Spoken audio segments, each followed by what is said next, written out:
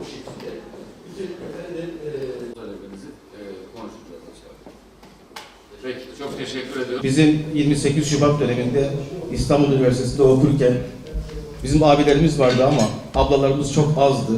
O ablalarımızdan biri de aramızda. Rusya'nın Ukrayna'ya karşı saldırısıyla başlayan savaşın bir an evvel nihayete erdirilmesi ve ateşkesin temin edilmesi için Türkiye fevkalade büyük bir misyon üstlendi. Ümit ediyoruz ki bu çerçevede bir an evvel barış sağlanır, yaşanan insani krizler, insani dramlar sonlandırılmış olur ve Karadeniz bölgesinde büyük bir bölgesel ve küresel çatışma potansiyeli taşıyan bu savaş sonlandırılarak Karadeniz'de esenliğin, barışın topyekün sağlanmasına katkıda bulunulmuş olur.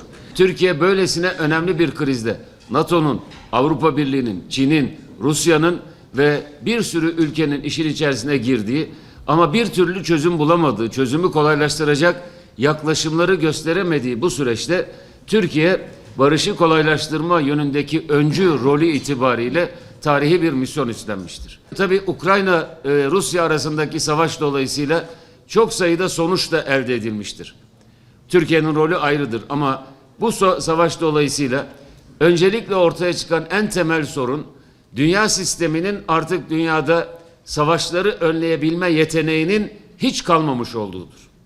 Birleşmiş Milletler Güvenlik Konseyi adı üstünde aslında barışı sağlaması, savaşı durdurması gerekirken diğer bütün kriz bölgelerinde olduğu gibi maalesef Birleşmiş Milletler Rusya-Ukrayna savaşında da seyirci kalmıştır. Hiçbir fonksiyon icra edememiştir. Çünkü yapısı gereği beşli diyoruz ya, dünya beşten büyüktür. 5 tane ülkeden birisinin desteğini içeride alan hiçbir şekilde aleyhe karar çıkartmıyor. Dolayısıyla burada da bir kere daha Birleşmiş Milletler Güvenlik Konseyi'nin işe yaramadığı görülmüştür.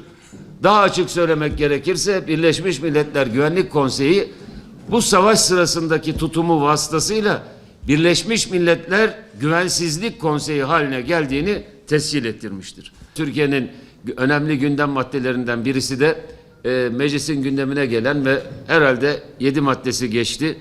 Bugün de kalan 10 maddesi geçecek ümit ediyoruz ve meclisin kararıyla yeni seçim yasası yürürlüğe girecektir. %10'luk barajın %7'ye indirilmesi önemli ve olumlu bir adımdır. Daha da indirilebilir miydi? İndirilebilirdi. Ama sonuç itibariyle barajın bu noktaya gelmiş olması bile Türkiye bakımından, demokrasimiz bakımından bir kazanımdır. Temsilde adaletin daha iyi sağlanabilmesi bu baraj meselesiyle mümkün olacaktır. Barajın aşağı çekilmesi olumlu bir yaklaşımdır. Ve ayrıca partilerin bundan sonraki süreçte daha adil bir yarışa girmelerinin imkanını sağlayacaktır. Ayrıca yine ittifakların önü açıktır. İsteyen partiler birbirleriyle ittifak kurabilirler ve seçime öyle girebilirler.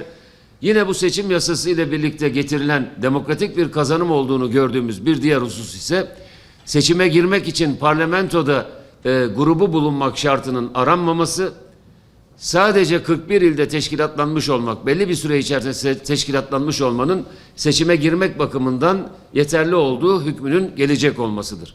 Bunun da demokratik bir kazanım olduğunu ifade etmek istiyorum. Millet kime niçin oy verdiyse o oyun sonuçları gerçekleşmiş olsun. Yani millet bir seçim bölgesinde herhangi bir siyasi partiye milletvekili seçilecek bir oyu vermediyse, o parti bir ittifakın içinde diye hak etmediği, millet tarafından verilmeyen bir milletvekilini kazanamasın. Bu tür demokratik kazanımların seçim yasası için önemli bir adım olduğunu, seçim yasasında önemli bir kazanım olduğunu ifade etmek isterim. İnşallah milletimiz için, Türkiye demokrasisi için hayırlı uğurlu olur.